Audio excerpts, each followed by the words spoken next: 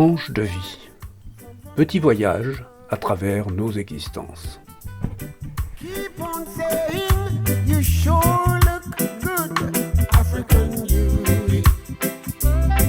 You're a cutie, African beauty. I love you. Oh, saw you from my window. My poor heart skipped a beat. I'm gonna sit by your doorstep so that I can see you, my African beauty. Chers auditeurs de Tranche de vie, pour présenter Héloïse, comment ne pas utiliser le thème rebattu des voyages qui forment la jeunesse ? Car elle est jeune et car c'est entre deux avions qu'elle a accepté de venir parler à RLP, venant de et allant vers des destinations lointaines. Héloïse, merci beaucoup d'avoir accepté cette invitation. D'où arrivez-vous ? Je reviens juste de Tanzanie, dans une ville qui fait partie de la périphérie de la capitale Dar es Salaam et qui se nomme Chamazi. Et qu'est-ce que vous êtes allé faire là-bas et combien de temps êtes-vous resté en Tanzanie ? J'ai été en Tanzanie pendant 1 mois et demi et j'ai été volontaire, j'ai fait plusieurs activités, mais la principale étant que j'étais professeure de mathématiques et de sciences pour des jeunes qui ont entre 13-14 jusqu'à 18-19 ans. Comment êtes-vous parti là-bas ? Qu'est-ce qui vous a attiré là-bas ? Est-ce que ça fait partie d'un cursus que vous poursuivez ou bien est-ce que ça a été simplement une volonté de vous engager pour voir un pays pauvre et lui porter votre assistance ? Pour commencer, donc, je suis entre deux tranches importantes de ma vie. Je faisais mes études en Suisse et je pars maintenant continuer mes études au Canada. Donc j'avais pour commencer du temps parce qu'il faut avoir du temps pour faire du volontariat de manière générale. Et j'avais envie de partir justement dans un pays pauvre, dans un pays d'Afrique, de manière à ce que mon aide serve réellement à quelque chose. Donc j'ai cherché au niveau du SVI, qui est le Service international du volontariat, qui en ce qui concerne pour la France et pour la Belgique, mais il y en a des milliers d'autres qui existent. Et ils m'ont ensuite orienté vers Iviquita, qui est l'association avec laquelle j'ai passé donc 1 mois et demi. Et c'est avec cette association qu'ils m'ont proposé plusieurs projets. Et donc, il y avait cette possibilité d'enseigner, mais il y avait également du travail avec des orphelins, donc dans les orphelinats. Et on pouvait également faire tout ce qui est développement plus sur les réseaux sociaux et développement de l'association sur un point de vue plus mondial. Alors, on va revenir un petit peu en arrière. Vous avez parlé de vos études. Dans quel type de cursus êtes-vous engagé ? Jusque-là, je fais de l'ingénierie mécanique. Donc j'étais à l'EPFL, l'École Polytechnique Fédérale de Lausanne, donc en Suisse, et je continue à Montréal, à Polytechnique Montréal, donc dans la capitale au Canada. Alors, est-ce que vous pouvez nous dire quelles ont été vos premières impressions ? Est-ce que d'abord c'était votre premier contact avec l'Afrique subsaharienne ? J'étais allée avec mes parents en Afrique du Sud, mais je ne suis pas sûre qu'on puisse vraiment qualifier ça comme d'Afrique subsaharienne. Et ensuite y aller en tant que touriste et y travailler, ça n'a strictement rien à voir. Donc je pense que oui, on peut dire que c'était mon premier contact avec un pays d'Afrique subsaharienne. Alors, vos premières impressions. Vous êtes vous arrivez dans ce pays qui, je le rappelle, est un pays d'Afrique orientale, qui est un pays qui est vaste quand même, puisque c'est presque aussi grand que deux fois la France, et qui a une population de 52 millions d'habitants à peu près à l'heure actuelle. Quelles ont été vos impressions ? Il y a beaucoup de choses à dire, je pense, sur mes impressions du pays. On ne peut pas comparer. C'est impossible de comparer avec ce qu'on connaît de l'Europe ou du Japon ou de l'Amérique. Mes premières impressions, c'est que ça fait un peu penser à l'Europe, mais il y a peut-être 30 ans en arrière. Avec par exemple, dans les écoles, on utilise un stick pour frapper les enfants quand ils ne font pas correctement leurs devoirs ou quand est-ce qu'ils ne respectent pas l'autorité ou quand ils sont en retard ou des fois juste pour le plaisir des profs, c'est de moins la véritable sensation qu'on en a. Je sais pas, on n'a pas l'eau courante par exemple dans l'endroit où j'habitais, dans quasiment toutes les maisons l'eau courante n'existe pas. L'électricité est quelque chose d'assez changeant, on va dire. On peut se retrouver rapidement sur une coupure d'électricité et nous arrivait plus d'une fois de dîner à la bougie parce qu'on n'y voyait pas grand-chose. On n'a pas d'internet par exemple, donc on peut acheter des cartes SIM qui nous fournissent la 3G, ce qui est déjà pas mal, donc on n'est pas non plus complètement coupé du monde. Sur les manières de vivre, donc la femme s'occupe des enfants, la femme fait la cuisine, la femme reste à la maison, mais il y a encore cette forte distinction d'homme-femme qu'il y avait également dans nos pays il y a peut-être 30 ans.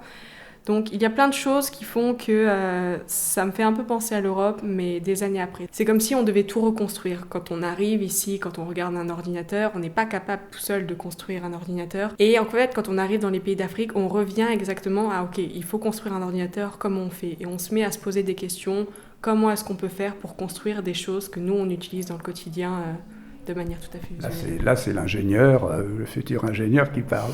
Mais est-ce que vous avez reçu le choc de la pauvreté qu'on reçoit quand on va dans certains coins d'Afrique subsaharienne en disant « Mon Dieu, comment vont-ils s'en sortir ?» Je m'attendais à arriver dans un pays pauvre, je m'y étais préparée. Et je n'ai pas vraiment eu ce choc-là quand même parce qu'ils ne sont pas dehors dans la rue à montrer une pauvreté excessive. Ils savent très bien que personne ne va les aider, donc tout le monde fait en sorte de travailler et de faire quelque chose. Donc on ne voit pas cette pauvreté comme on peut l'imaginer. Et ça, justement, c'est ce qu'on appelle la résilience africaine. C'est vrai que ce sont des gens qui s'accommodent de la situation dans laquelle ils sont, en faisant par tous les moyens, en utilisant tous les moyens de continuer à survivre. Mais malgré tout, pour quelqu'un qui arrive d'Europe, c'est quand même assez prégnant, hein, cette impression de pénurie, de rareté de certains produits, de coupure d'électricité, coupure d'eau, manque d'assainissement. C'est sûr qu'il y a beaucoup de choses qui sont différentes. Quand on prend les maisons, la plupart des maisons sont en bois et principalement en tôle, de la tôle qu'on peut trouver dans les déchetteries, chez nous, etc. Beaucoup de maisons sont constituées comme ça, c'est particulièrement précaire. Par exemple, pour faire la cuisine, on n'utilise pas du tout, il n'y a pas d'eau courante, donc faire la cuisine, c'est quelque chose d'assez précaire, on va dire. On utilise une sorte de grand truc en acier qui permet de chauffer en mettant des braises et ça leur sert plus ou moins de plaque. Chez nous, une plaque d'induction ou plaque de gaz. Et pour faire un four, par exemple, on utilise ce même engin avec du charbon. Dessus, on met une grosse casserole et on recouvre encore d'une grande feuille d'acier sur laquelle on remet du charbon par-dessus, par exemple. Donc, c'est leur équivalent de four. Donc, oui, pour nous, ça nous paraît particulièrement précaire et particulièrement pauvre, mais quand on y réfléchit, c'est aussi assez ingénieux, je trouve. C'est le royaume de la débrouille. Hein. Exactement, c'est exactement ça. Tout le monde se débrouille sur tout. Alors, beaucoup de choses, beaucoup de questions à vous poser. Vos élèves, vous avez dit qu'ils allaient de 14 à 18 ans. Vous leur enseignez les mathématiques. Est-ce que vous avez décelé des génies mathématiques ? Je suppose que si vous enseignez les mathématiques, c'est parce que vous avez un goût ou des aptitudes particulières pour ça. Alors, j'ai été en fait dans deux écoles différentes. Parce que tout simplement, ils ont un rythme scolaire différent chez eux et pour eux, décembre, c'est la fin de l'année scolaire. Donc j'arrivais plus ou moins à la fin de l'année scolaire avec les examens finaux. Donc la première école dans laquelle j'étais, c'est Mzongola Secondary School. Donc j'avais deux tranches d'âge. La première avait entre 13-14 et la dernière classe avait entre 18-19 ans. Donc ils sont répartis en niveaux, classe A étant la meilleure classe D étant la plus mauvaise classe. Le problème dans cette école publique dans laquelle j'étais, c'est que déjà par classe, ils sont 80. 80 élèves, la plupart sont assis à 3 sur une chaise, n'ont pas tous des bureaux et travaillent donc avec leur cahier sur leurs genoux. Donc déjà, c'est pas les conditions optimales. Et ensuite, quand on leur apprend, il y en a qui ont envie d'apprendre dans les classes A et B, ce sont les classes qui potentiellement peuvent aller ensuite faire des études à l'université ou au collège dans la capitale. Ils ont vraiment envie d'apprendre. Ils ont vraiment envie d'apprendre et ils se donnent les moyens. Ils ne travaillent pas toujours à la maison parce que ça, c'est pas quelque chose qui est encore intégré dans la culture, mais ils se donnent vraiment les moyens ils essayent vraiment de comprendre. Dans les classes C et D, des classes que certains profs eux-mêmes considéraient comme étant la poubelle de la société, ils ont déjà moins envie de travailler. Donc dans les plus grands que j'avais dans l'école, certains d'entre eux sont extrêmement bons. Une élève, par exemple, était particulièrement douée et avait envie d'apprendre encore plus. ils ont vraiment cette envie d'apprendre, cette envie de savoir, parce qu'ils savent très bien qu'avec les études, on peut accéder à l'université, donc à un travail, donc à de meilleures conditions de vie, et eux, c'est ce qu'ils veulent, avec comme rêve suprême de partir de la Tanzanie et de venir en Europe, aux États-Unis ou au Japon ou dans un pays développé et particulièrement riche. Et dans la seconde école dans laquelle j'étais, ils avaient donc autour de 12-13 ans, donc ils étaient plus jeunes. Seulement une classe de 26 élèves. Je travaillais en binôme avec un Japonais qui a le même âge que moi et qui faisait les mêmes études que moi. Et on avait un traducteur, un professeur d'anglais qui nous traduisait tout en swahili, ce qui a été assez pratique. Il y avait particulièrement 3 élèves, 3 filles, qui étaient toujours au premier rang d'ailleurs et qui avaient une véritable soif d'apprendre et qui me demandaient toujours des petits trucs mathématiques de manière à aller plus vite, à être meilleur et à être avec déjà cet esprit de compétition qui était particulièrement présente, même entre L3 qui étaient particulièrement amis. Donc oui, parmi eux, il y en a vraiment qui ont envie, qui sont vraiment bons. Alors vous avez répondu par anticipation à des questions que je voulais vous poser sur la manière dont vous communiquiez avec ces élèves. Donc vous communiquiez en anglais et il y avait un traducteur pour vous aider éventuellement quand il y avait des choses qui étaient un petit peu obscures. Mais est-ce que vous étiez sûr du traducteur qui passait de l'anglais au swahili Pour commencer, dans la première école dans laquelle j'étais, donc j'étais toute seule face à 80 élèves et j'avais pas de traducteur. J'étais toute seule et il y avait personne qui était là pour traduire. C'était les plus grands. Ils étaient plus grands, mais quand ils ont 18-19 ans, ils comprennent. Ils comprennent globalement l'anglais, ça va. Mais quand ils ont 13 ans et qu'ils sont en première année, ils comprennent strictement rien à l'anglais. Donc je suis obligée de tout dessiner au tableau et en même temps leur faire un cours d'anglais, en même temps un cours de mathématiques, ce qui est beaucoup plus dur. Et là, j'aurais bien eu besoin d'un traducteur. Oui, mais en même temps, j'imagine que vous avez éprouvé cette joie qu'on a quand on enseigne en Afrique, qui est d'apporter quelque chose que beaucoup de gens attendent, que beaucoup d'élèves attendent, boivent vos paroles. Et il ne s'agit pas de courir partout et de faire du bruit. Ça, c'est certain. Les professeurs, que ce soit encore plus les professeurs qui viennent de l'Europe ou qui viennent des États-Unis ou des pays développés, sont vraiment considérés comme des génies. Comme quoi, ils ont la science infuse, ils savent tout.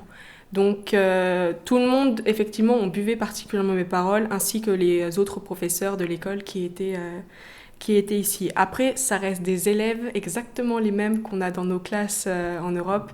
Et c'est exactement les mêmes. Donc, ils ont quand même pas envie de travailler. Il faut prouver qu'on a l'autorité et qu'on est capable de les contenir. Il faut quand même contenir une classe de 80 élèves qui n'a pas envie de travailler. Donc ça reste un véritable défi dans le domaine même de l'éducation, on va dire. Donc, Mais encore une fois, c'est une expérience que vous avez trouvée exaltante, le fait d'avoir 80 personnes devant vous, les yeux braqués sur vous, même si on a quelques-uns qui sont un petit peu distraits et qui sont assis par terre ou qui prennent... Alors ça, c'est quand même le choc, la rencontre de la pauvreté, quand même, qui est presque absolue, hein. Est-ce que vous avez fait autre chose que cet enseignement ? À côté de cet enseignement, notamment dans ma deuxième école, étant donné qu'on avait beaucoup de temps l'après-midi, une des premières choses qui nous avait particulièrement frappé avec mon partenaire quand on est rentré dans cette classe, c'est que donc ils avaient des bancs, ils étaient assis sur leurs bancs, mais ils n'avaient aucun bureau. Il y avait strictement aucun bureau dans la salle et ils travaillaient donc tous sur leurs genoux. Et étant donné qu'on avait du temps et suffisamment de connaissances avec mon partenaire japonais, on a décidé de construire des bureaux en bois. Donc on a construit 8 bureaux en bois en faisant les plans, en mesurant tout de manière assez approximative parce qu'il n'avait pas de mètre. Donc on savait qu'on avait un cahier qui mesurait à peu près 22 cm. Donc on essayait d'estimer plus ou moins les dimensions qu'on voulait à partir de ça. Et effectivement, donc on a fini par construire, avec l'aide notamment d'un charpentier, des 8 bureaux pour cette classe-là. Des bureaux collectifs ou des bureaux individuels ? Des bureaux collectifs donc c'est prévu pour qu'ils s'assoient techniquement à 3, mais ils s'assoient beaucoup plus sur un bureau. Mais techniquement, on a fait 8 bureaux, donc c'est suffisant pour cette classe. Et ils sont techniquement à 3 par bureau, oui. Satisfaction de la foule ? Énorme. Grande satisfaction de la foule, grande surprise de la part des élèves qui étaient particulièrement contents de pouvoir enfin ne plus être en plus affagis parce que même sur le plan simplement physique, être penché toute la journée c'est épuisant et pour le développement physique des enfants c'est quelque chose d'abominable et grande stupéfaction du professeur qui ne s'y attendait pas du tout et qui était particulièrement surpris. Donc oui, grande satisfaction générale. Très bien, bravo. Là, c'était quand même un plus énorme à ajouter à l'enseignement. Vous avez parlé de votre partenaire japonais. Vous étiez toute une équipe de volontaires comme ça, qui enseignait, une équipe internationale apparemment. On est donc tous volontaires et on vient du monde entier. J'habitais au début dans une maison avec 5 autres Catalans. J'ai par la suite été rejoint par une Belge, mais dans l'autre maison, il y avait également 2 Allemandes. Il y a au total 5 ou 6 Japonais qui sont ici. Une autre Française m'a par la suite rejoint. Il y avait également une Américaine, un Taïwanais, et je pense que c'est à peu près tout pour notre équipe. Mais... C'était une grande école, alors, plusieurs centaines d'élèves. En définitive, tous ces volontaires ne sont pas là que pour l'enseignement. Par exemple, moi j'étais pour l'enseignement, nous étions 4. Il y avait 2 Irlandais qui étaient là avant, le Japonais et moi. Mais les autres travaillaient par exemple à l'orphelinat. On est tous ensemble, on vit ensemble, on mange ensemble, mais on a tous des projets plus ou moins différents. D'accord. Donc c'était quelque chose d'assez complexe comme organisation, si en même temps il y avait un orphelinat avec lequel vous avez peut-être pris contact aussi. L'orphelinat, j'y suis allée plusieurs fois.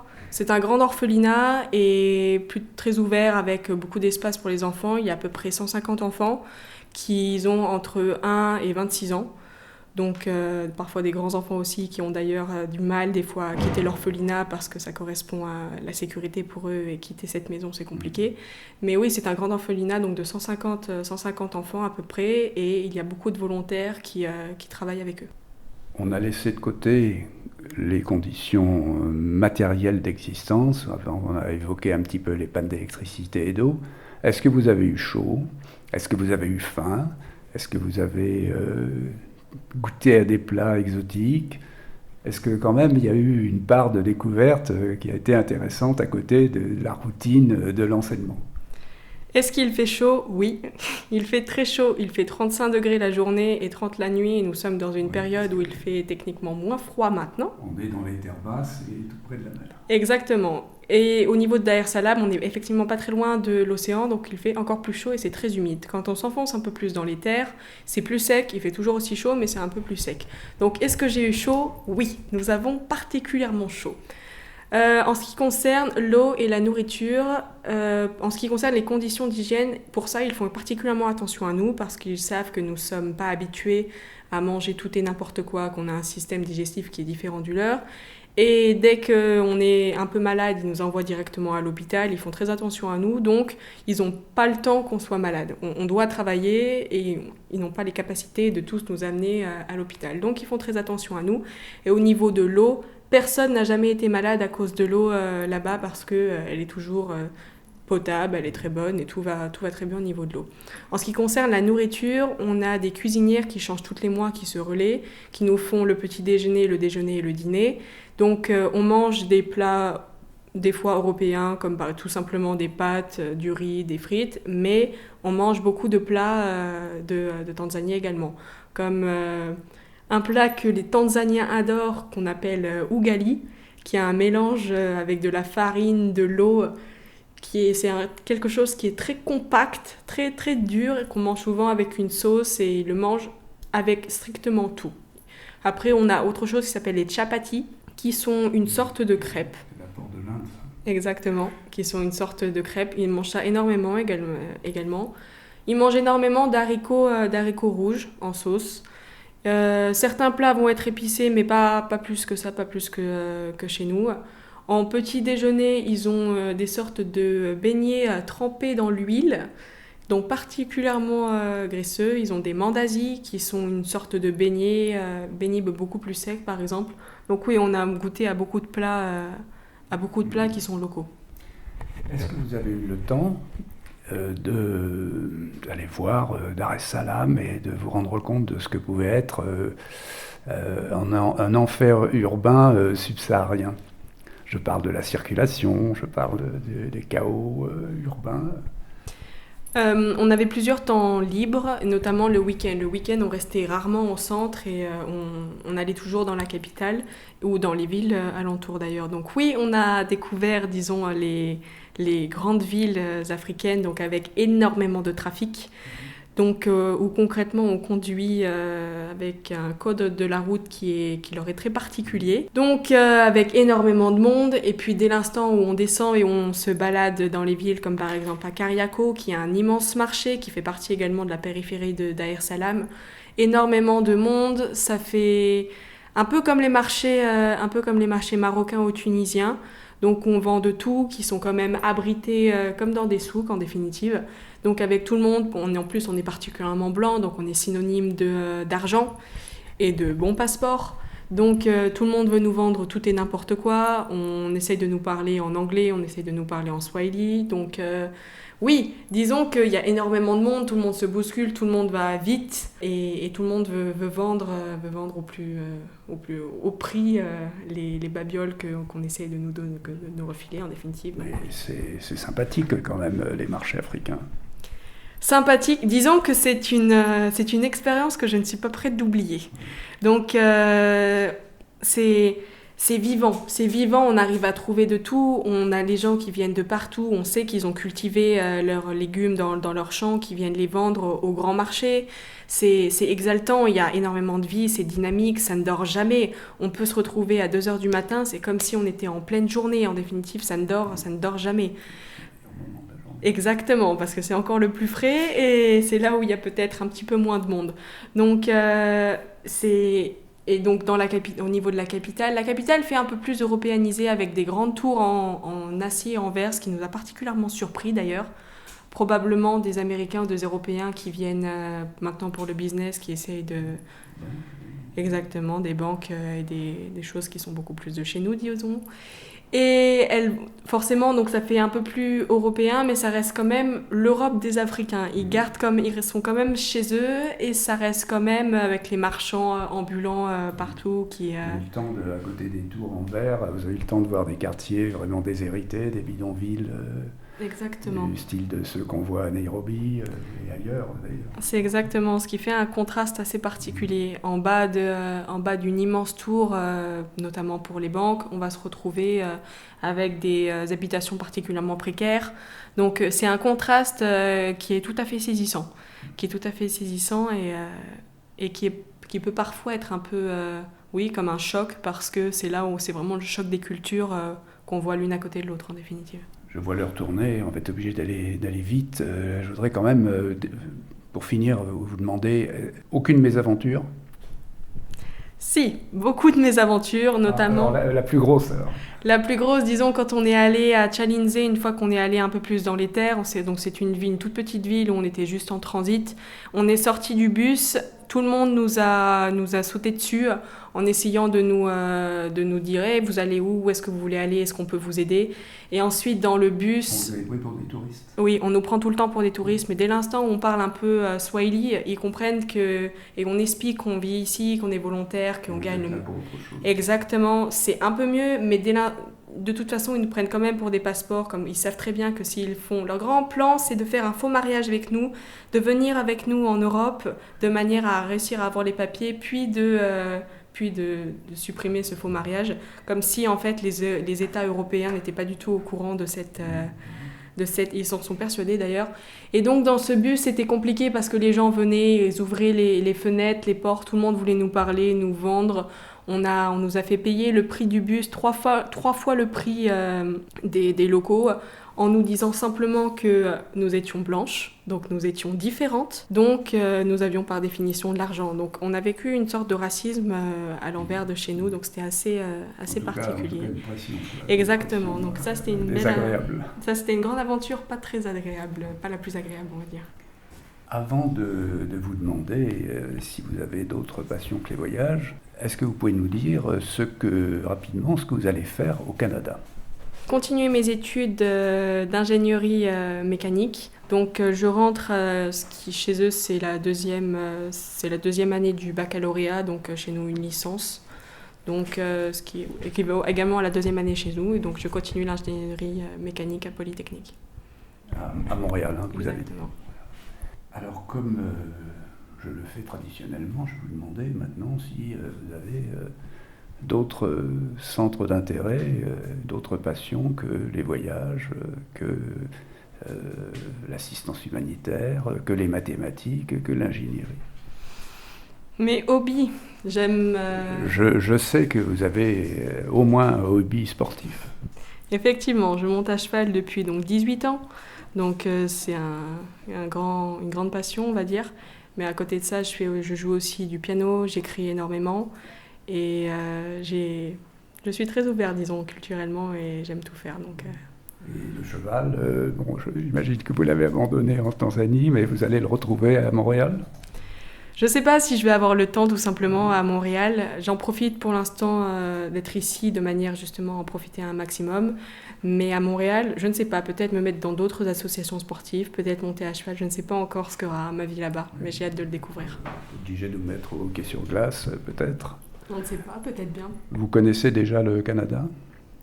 J'y suis déjà allée, notamment j'ai passé 2 mois à Vancouver dans une famille d'accueil il y a 2 ans, donc j'ai un peu vécu et je sais que c'est... Vous connaissez le genre de vie.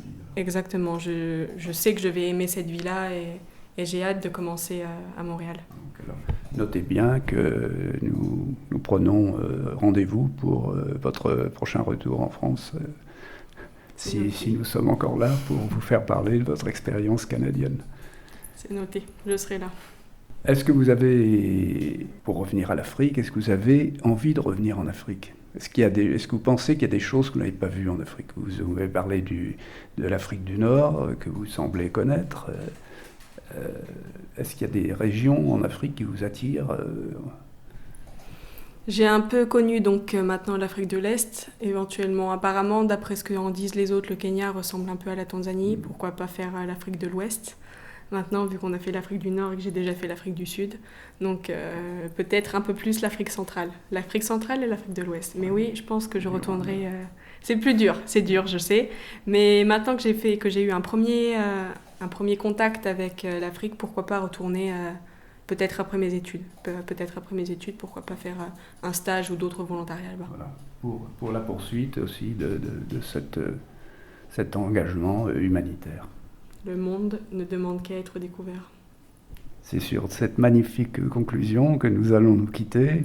Héloïse, merci beaucoup. Merci à vous. Bon voyage, puisque c'est tout près, et bonne reprise de vos études. Merci beaucoup. Merci de m'avoir accueilli. À la prochaine fois. Au revoir. Au revoir.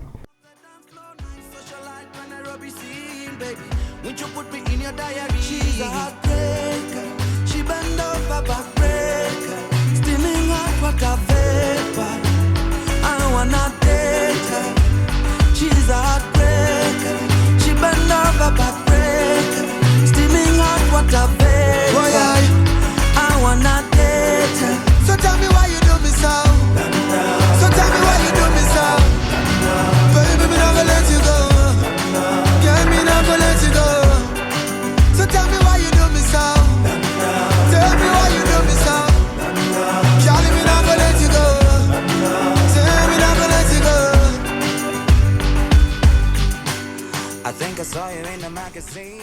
C'était Tranche de vie, une émission proposée par Jean-François.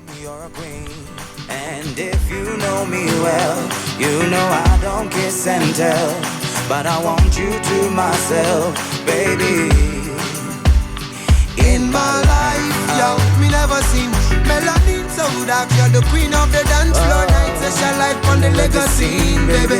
Won't you put me in your diary? In my life, yo, me never seen melanin so dark. You're the queen of the dance floor night. Special light on the legacy, baby. Won't you put me in your diary?